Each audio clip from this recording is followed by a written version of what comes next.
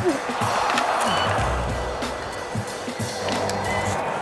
right, guys. Well, we're very happy to be welcoming back our first recurring guest on the podcast, and now an NHL player, Steve Lorentz, back on the pod. Welcome back, buddy. How you doing? I'm good, thanks, guys. How are you guys doing? Not too bad. Not too bad. Pretty well, man. Doing pretty well. Not enjoying the weather you are. That's for sure. Yeah, I know. I'm very fortunate right now, but I'm doing good. I'm having fun. So yeah. All is good right now. No complaints. Unreal. For context, anybody listening, we're up in Canada. It snowed here today.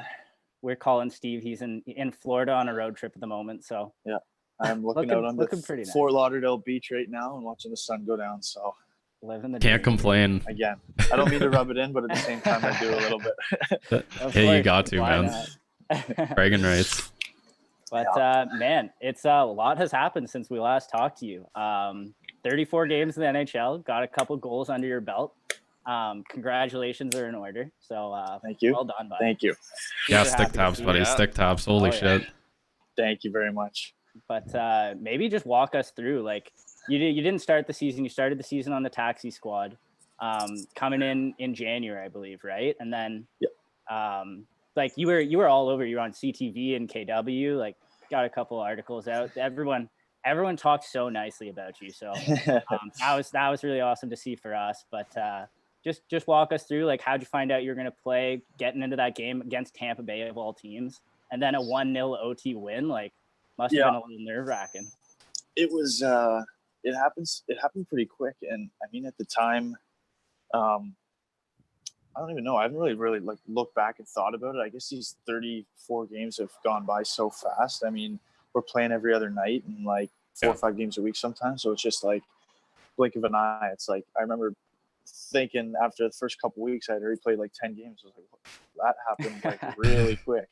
But no, I think we were on a road trip in, like you said, I was in the taxi squad for a little bit. And then we were in Nashville, and the coach called me after the game, and he said, we played Nashville again the next night. He said, get ready to go.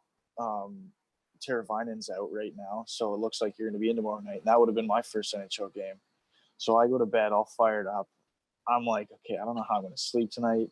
I texted a couple buddies. I didn't want to text my parents and get them all excited before bed, so I was going to wait till the next morning.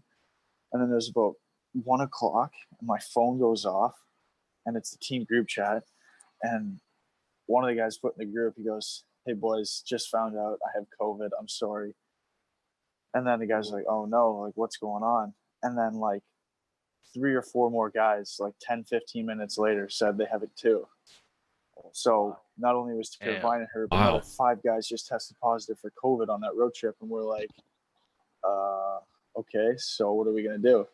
Wake up the next day, find out the game was canceled. So I was all jacked up, getting ready to go for my first NHL game, and all of a sudden it gets canceled. So I'm like, no way. Like, so the team flew back. We went back to Raleigh because we were on that road trip. And the guys with COVID, I guess they bust back separately. But I think it was the next week, our first game. I kind of knew it was coming because those guys obviously weren't going to play. So I never really officially got like the call that some guys get. But no, it was just a week of practice, and I was practicing with Jordan Stahl and who was the other guy on the other side? It might have been Fogle, but I was practicing with them all week, and I was just having so much fun. I was like, is this really like where my line mates are going to be? My first NHL game? This is pretty cool. And then, sure enough, the day before, coach pulled me aside. He just said, hey, you're in tomorrow. Don't have to say much. You're here for a reason. Just go out and do your thing. And then that's all the advice I kind of needed. And like you said, we were playing Tampa Bay, Cup champs. And I remember going out there and standing during the national anthem. I was just like, oh my God, like, please don't get scored on the first shift. Like, you look up and down the roster and they're so deep. It's like, oh my God, like my first shift's got to be like 10 seconds long and then just get the hell off the ice. But I actually went out on the PK my first shift, and I was able to get the puck and clear it down the ice. And it was after that, I was just like, okay, I can play here. Like, this will be all good. Yeah. And then, I guess here we are now, 34 games later. It just feels like that was so long ago, but at the same time, it was only a couple months ago. But it's been so much fun. It's like a whirlwind at this point. Yeah. Still mid-season too, so. Exactly. It's crazy that, like, I'm still, like, like this. Yeah, I don't even know how to describe it. Like it's the NHL, and there's no league higher than this. There's no like, okay, I got to keep playing hard to get to the next level. It's like, no, you got to keep playing hard to stay here and like earn a job next year and the year after that. And it's just cool going to the rink every day, though. It's still, I got that excitement that's like that little kid in me is like, okay, NHL game tonight, but you're not watching it, you're playing in it. So it's special to be part of. And it's just pretty cool. Yeah. Did not having fans, like, did you notice that at all? I mean, I guess you wouldn't have really had the opposite feeling of like playing in front of fans, but do you think that like kind of helped a bit, you know, like your rookie lap at the beginning of the game, that sort of thing? Yeah.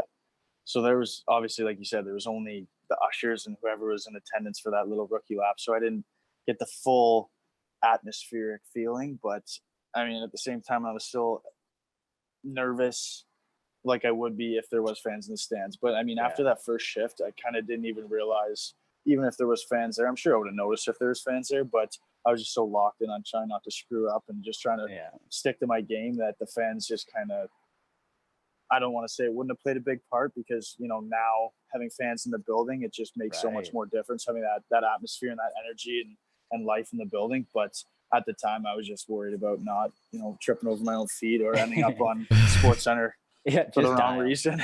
Having someone dance me and then going and score bar down. That's like the last thing I would have needed. But it's so nice having fans in the stands now, but I can't wait till I get that chance to play in front of a full NHL building just to get that full experience. So it's kind of nice in the sense that I've kind of been eased into it.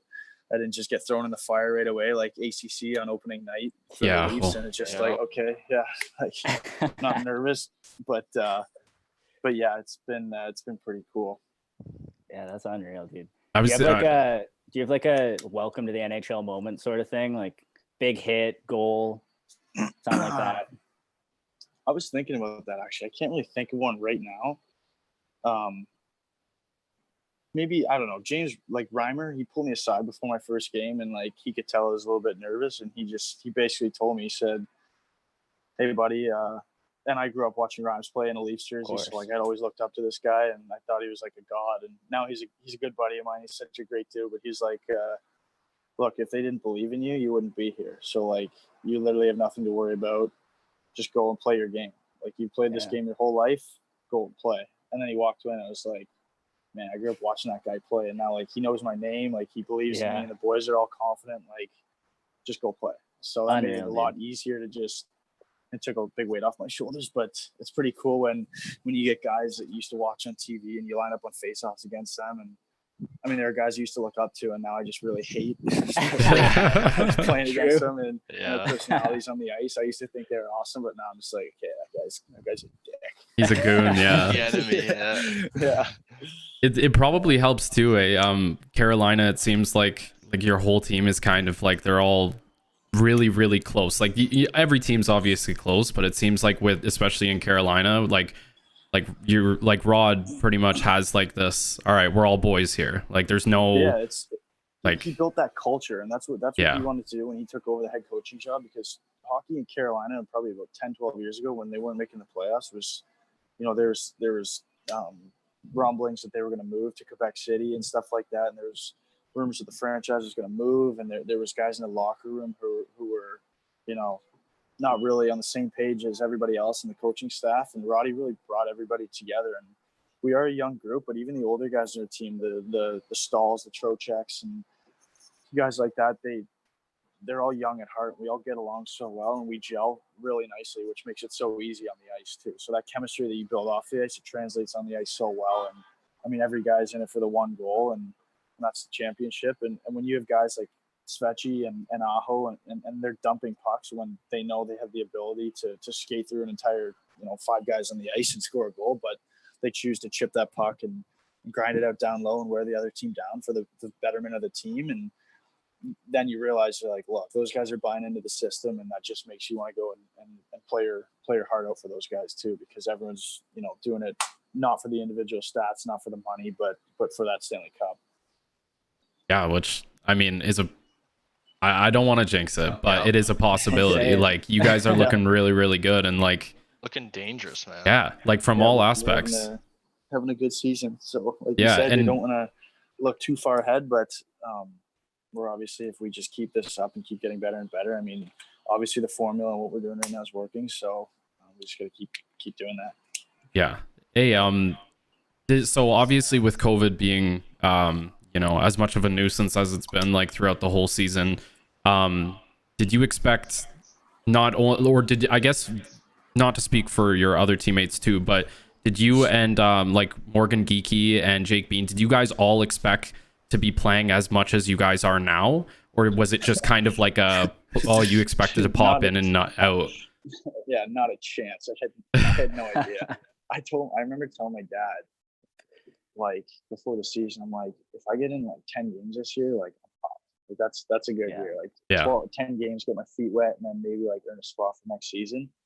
And then I'm fortunate that Roddy's really liked my style in that bottom six, and he's liked the way our line's been playing, so he's kind of just kept us in there and kept me in there. And there's been some games where I haven't played that great, but he's told me, he said, look, it's just one game. Like, he played the game. How many games did he have? 1,400. So he knows not everybody's going to show up to play every single night. Some guys are going to be fighting it, but there have been games where I just haven't been on. He just said, don't worry about that. Like, that's going to happen in your NHL career. It's just when you're on, and you just got to make sure you got to try and find that every single night. But even when you're not on, you still got to be able to, do the little things right. And that's what I've learned, that as long as you're, being on the right side of guys and getting pucks out, and it's all cliche hockey guy stuff. But if you do the little things right, then you'll stay in the lineup. It's cliche for a reason. So, exactly. Yeah. So that's what works. That's the winning formula, and that's why I've played 35 games so far, 34 games. So nice goal last night, by the way, too, eh? Yeah. Oh man. Thank you. Yeah, that was a beauty. That felt good. It's been a little while since my last one, so see the puck hit the net. It was just, it's pretty cool. Pretty good Just goalie. Just a goalie too. Yeah. He's so big, man. I got a breakaway like in my first shift, and I'm going in on this guy. I got pulled down, but I'm like, I had nowhere to shoot. Like, this guy's what is he, like 6'7"? Yeah. I'm like, oh, and man. like he's a freak, dude. He's all over the place. Yeah. Like he's got limbs flying everywhere, and he just So I got lucky. I think he went down a little bit early, and I was just able to put it over his pad. I think he put his arm down too. It kind of went over his blocker. It was down really low, but like I said, when I saw the puck hit the net, I was like, okay, let's go. That's the one. And dude, like not only competing against guys like that, because in your division, like you got Florida, Tampa Bay right up there at the top, and then Dallas, Chicago, Nashville, they all have good teams also. But now you guys are like, you guys are basically playing playoff hockey now, right? Like those games against Florida, like you got tomorrow. Yeah, coming down the stretch, the games against Florida and taking 3 points from 3 out of 4 points from Tampa Bay was huge, and the ones against Florida are going to be huge too. They obviously loaded up a little bit at the deadline, so they're really big games. It is playoff hockey right now. Yeah, crazy. Yeah, what's that like? Like looking at the teams you're competing against and seeing them make moves, like Tampa Bay picking up Savard, and it's like, oh, that's bullshit. Like, how could they possibly add another piece? And you got Florida teams like they're buzzing. They picked up a couple just not flashy guys, but just solid pieces that help out in playoff runs. But it's like, So as your team, you guys are kind of sitting there, like you feel good about your spot, because I feel like you guys made the most use of your taxi squad. Like looking at you, Geeky, Jake Bean, by far probably have the most NHL games played this season out of you guys. So you're probably feeling pretty comfortable with your lineup also, right? Yeah. I mean, we play, again, like I said, the first liners and the fourth liners, they obviously have a little more skill, those guys up in the top six, but we still kind of play that same structure, that same style. And doesn't matter who's in the lineup, whether you got a guy like Max McCormick, who has, 85 career NHL games, but he's been on our taxi squad working his nuts off every single day. And if he gets into a game, he knows that's what he's got to do too. And we know we can rely on those guys to do that job too. So it doesn't really matter who's in our lineup. Everybody kind of believes in each other. And that's why we didn't really need to go out looking for a whole lot at the deadline. It's just kind of what we had. We knew it was working, and we just needed to just, keep getting better ourselves every single game. And that's what the goal is with these last 15 games, and then heading into playoffs. So Yeah, you guys, since the deadline, you guys have been looking good as anybody else, if not better. So super sharp. Oh yeah, appreciate that. I'd love to hear that. I don't, because it's weird. I don't know how we look on TV. I don't really get to sit back and really watch the entire games. It's just sometimes like in video they slow it down and stuff. You don't really get to watch the feel and the flow of it. So yeah, glad you guys see that. Oh, dude, you guys are so fun to watch. It's actually great. My Just only lock gripe, it down. yeah, my only problem is you guys have like 6 players in the 70s. You got Brady Shea 76. I always mistake him for you. Yeah. I think he's Jesper Fast is 71. It's like, God damn it. What other team has 6 guys in the 70s? Like, yeah, I don't know. I don't know how I didn't. I mean, I've worn 78 since I got drafted here, and that's kind of the call-up number. The way high. But I don't know. Maybe in the off season they might be able to pick a new number, something a little lower. But we'll cross that bridge when we get there. Oh yeah, bud. Yeah. I wanted to ask you about something about Nedeljkovic, because he's been kind of someone who's come up this year and just been like playing really well in the games that he's been in. Good steady goalie beside Mrazek too. Like goalie's big thing to have a successful team, but you guys play like a very defensive way of hockey, and the offense seems to come throughout that. So did you play with Nedeljkovic in Charlotte, or was he on that team that you guys won? Yep. So he was part of that championship team, and I mean he's always kind of been a stud since junior and even in minor hockey. But he just kind of Carolina didn't really rush him into the NHL game, and they let him develop for a few years in the minors, and it's obviously paying off right now. I mean, you look at how comfortable he is in the net. I mean, he does come out of the net and play the puck a lot, and he is probably one of the best goalies in the world at doing so. And our D absolutely love it when he's out there running pucks, and it makes their job a whole lot easier. But he took his time in the minors. He saw, some really good shooters down there, and he got his confidence. And then he knew that when he was, called upon this season, he was going to have to step up and deliver, and he did that in a huge way. So we're obviously extremely comfortable when Ned's in net. You just look at last night; he's, he makes big saves when he needs to. But we got 3 good goalies we know we can put in the net at any time. So that's obviously huge going into playoffs. Like if one guy goes down, you got 2 other guys you can rely on. Yep. Yeah, it's massive. Yeah. Fuck, what was I gonna say? Oh yeah, just the game last night. Freaking Nitras getting robbed. But it reminded me.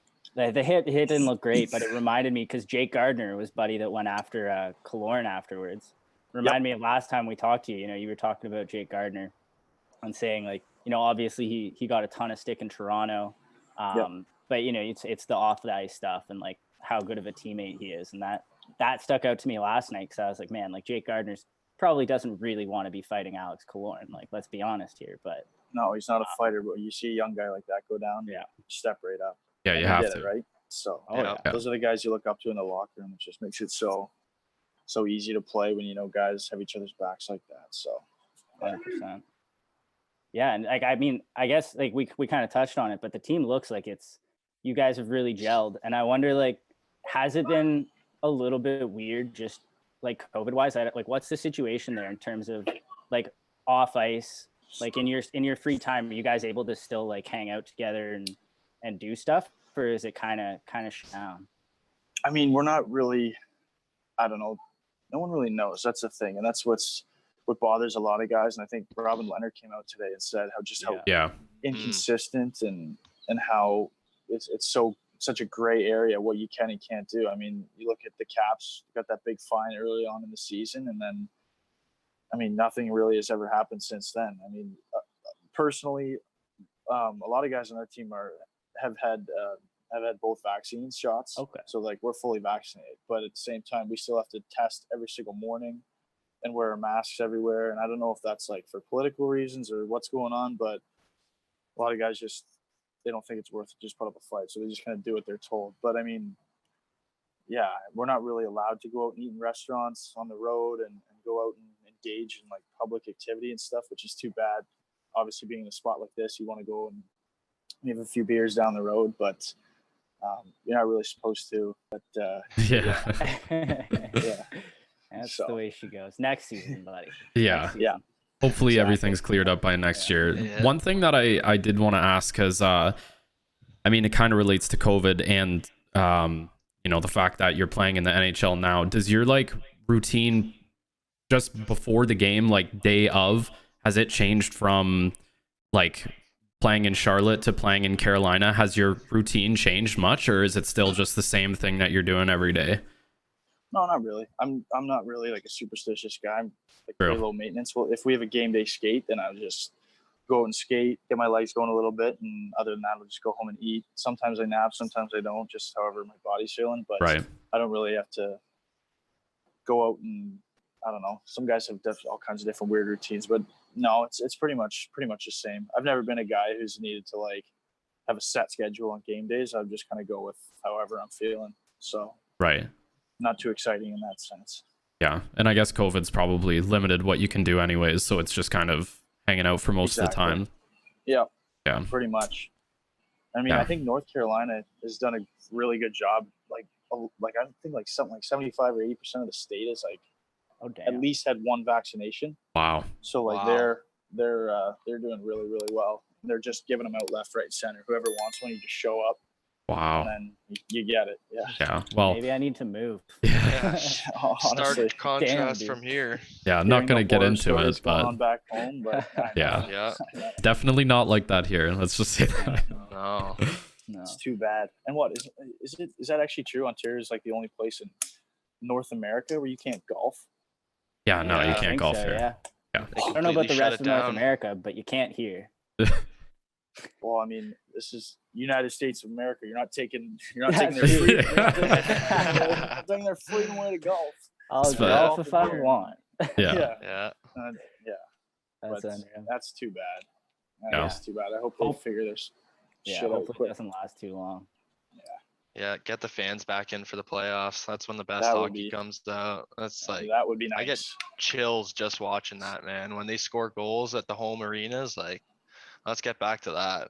Yeah. That'd be the coolest thing ever, scoring a home goal in the playoffs. Like, Well, especially in yeah. Carolina, just the man. building erupt. Yeah. Yeah. I love that building gets horn, man. really loud. Yeah. Yeah. It's pretty That cool. horn is yeah. It just Thank occurred to me. What's the storm surge like? Like that must be unlike anything you've done in hockey. Yeah, it's at weird. any I've age. never, I can't compare it to anything. It's just, I think it's just cool. It's just go out there and the fans love it. So like, why Yeah. not go out and if the fans love it and it puts butts in the seats and we do it. Who's So, coming yeah. up with the ideas? Anybody? it's been Anybody pretty- just got like them on deck every single time? I mean, it's been the same every game this season, but Oh. I'm pretty sure it's Okay. like Martinook, just the older guys will just maybe run through a script before the game. But we just sit around the circle this year and we do the skull clap, and then we just put our sticks up to like a frontline worker, somebody who's getting recognized. So, Right. but yeah, That's actually segues pretty good into my next question.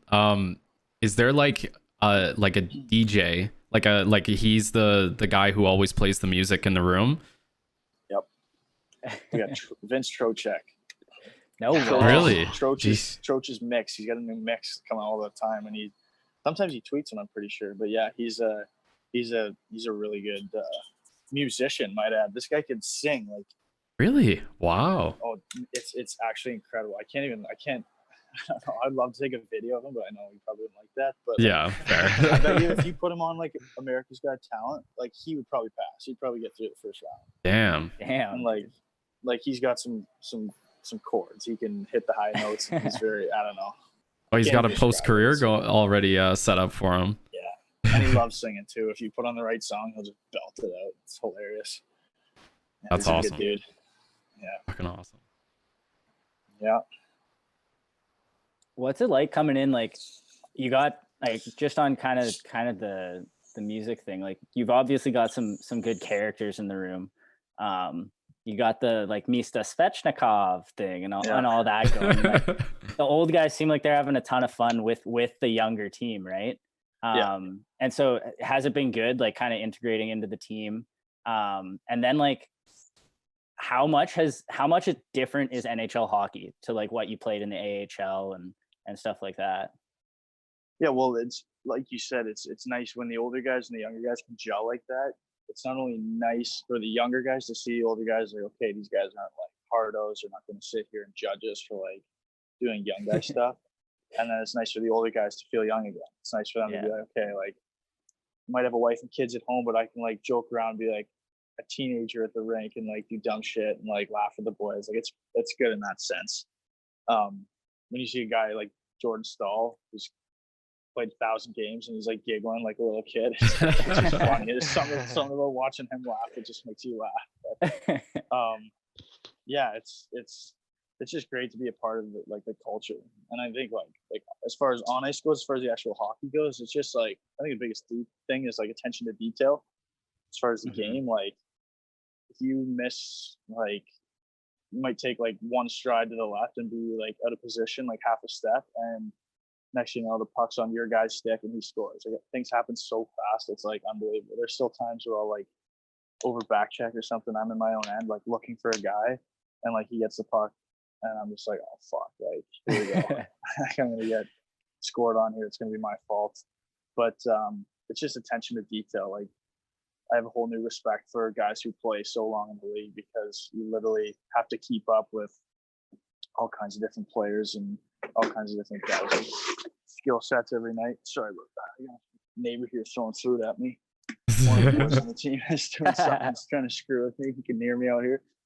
But yeah, I would say just the attention to detail from obviously the East Coast of the American League and then the American League to the NHL. It's just you know, it's the details. Yeah, I feel that. Wild. Well, okay, so looks like we got about 8.5 minutes left before this call runs out of time here. So, either of you boys have anything else we gotta get off Steve here?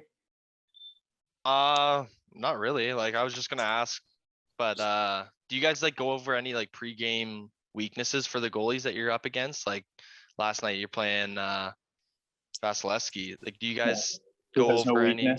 No, yeah, not in his game. I don't know, man. Yeah, not really in his game. No, I mean we do like team video before every game. We do power play, penalty kill. We'll do that in the morning, and then we'll come to the rink. We'll do a refresh, and then the whole like team system. So we probably do 15-20 minutes of video in the morning, and then another 5-10 minutes right before the game. Probably roll 5:30 or so. The 7 o'clock puck drop, an hour and a half for the game. But just goes over the other team systems. Sometimes we'll touch on the goalies if they have tendencies that like, you know, maybe like playing the puck to their backhand more than forehand, and you just got to pressure the other way or something like that. But our video scouts here are like insane. Like they pick up the littlest details. I'm like, dude, I've been playing hockey my whole life. I've never like even considered that, but it actually helps so much when you get out there, and when stuff happens so fast, like you need to be in the right spot. So like any kind of little detail and edge that you can get, then you just take it. So it's cool in that sense that they can slow the game right down and like notice little minuscule things on video when it happens so fast. Like Crazy. Hey, so you, like we mentioned before, you guys are in a crazy good division. Like the top 3 teams in your division are just ridiculous. Like I shouldn't say way better than the others, but you guys are definitely solidified in that top 3 of Florida, Tampa Bay, and Carolina. When you go out on the ice, like out of all the teams that you've played so far, is there any teams that you're still like, or that you are intimidated by, where you're like, holy shit, I really don't want to play those guys? Or is it, you know, does that not phase you anymore? Is it just every team is a different team? It's weird because there's some nights where I'm like, oh man, like if I'm out on the ice and like if we're on the fourth line, like normally most coaches will respect the fact that like, hey, like if we're the home team, we get last change. If the other team puts their fourth line out, we know like our fourth line's going to go. But like sometimes we might ice the puck and we're tired, and then you look over and like Point is hopping over the boards. Who's playing on his line? Palat, and then like Killorn. You see their first line, Killorn, you're just like, oh, here we go. D-zone shift, just survive it. But there's no one really like, I wouldn't say scared. Like it's mesmerizing watching Patty Kane play with the puck from the bench. Like you get a front row seat for that. So like just watching him, like he kind of like floats around, but then when the puck's on his stick, it's just like he's a wizard. But I think honestly, one of the best players I've played against this year is Victor Hedman. Yeah. Like he's so big, he shouldn't be able to move that fast for how big he is, but he's just like he's unbelievable. Monster. But, like I said, I get starstruck for a lot of guys out there, but at the end of the day, like it's my job, so I got to go and just do my job and hopefully turn into one of those guys someday, and hopefully one 5-6 years from now, guys looking at me like, hey buddy, I used to watch you play when I was 12, 13. Well, maybe not that young, but yeah. How about Alex Barkov? Because you hear so much about him being like the most underrated player, and now everybody says it. I still kind of think he's underrated because he's just dominant when he's on the ice. But what's that like? Like it's gotten to the point where he's like he's not underrated because everyone knows just how good he is now. Yeah, like he doesn't lose the puck, and his stick is like 6'2" long. He can stick handle on his feet, and he can stick handle like 5 feet away from himself, and it's just like this guy can go 1-on-3 and he'll come out with a puck where he'll be in like a corner battle with like people just whack him like it's beer league hockey, and he'll still come out with a puck, and then he just puts it on like Huberdeau's tape, and then he goes to the net, gets one back, tap it. It's like these guys' chemistry is just like off the charts. Just stuff you don't even think of, but it's just it's fun to watch when you're not on the ice. When you're on the bench, it's kind of fun. Like you hope your teammates do well, but like when something happens, there've been so many times this year where I've like looked over to Geeks on the bench and just like, that was so sick. Like, that was pretty cool. I mean, I bet you're doing that a lot in practice with like the Ahos and Svechnikovs, as you mentioned. Like they're not fair because like I'm like, man, I can do that too, right? Like I think I can do that, but then I'm like, actually no, I can't.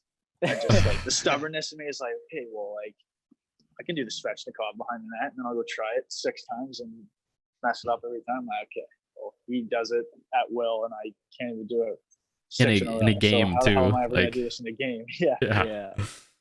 Oh, these kids just have so much skill. It's like crazy. That's nuts. So I don't know how much time we have left, but I did want to ask, given how the like the structure of the divisions are this year, do you think like is this like something that, like, in your opinion, do you like this setup, or would you rather be playing everybody in the league, all different divisions? Like what's your take on how they've set it up this year? Yeah, see, I'm not too sure, just because this is my first taste and this is pretty much all I know, right? So I've never, like, we only play the same 7 teams, so I'm not sure what it's like to, play your interdivision rivals and then go on like a Western road trip and play all the California teams. Like, I don't know how that, obviously it affects the standings in a different way, and when I don't know.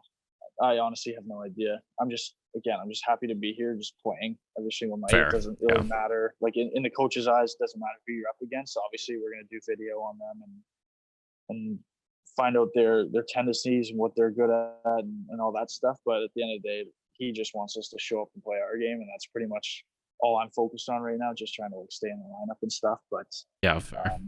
But yeah, I don't really have much on that. True. Yeah, but it would be nice, obviously, to head out to like Vegas and stuff. And Toronto, man. Yeah, exactly. I I'm want playing to play Canada. Yeah, I do. I want to play there. I think that would be a dream come true.